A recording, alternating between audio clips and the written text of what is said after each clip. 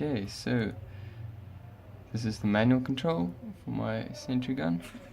So here we can move the cursor on the screen, left and right, and click to fire. And this translates to machine code on the Raspberry Pi and to the paintball gun.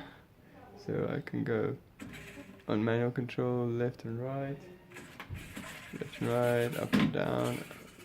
Okay, I can flip the X and Y directions, and I can also do manual control with the WASD and F for firing, and WASD for left, right, and up and down again.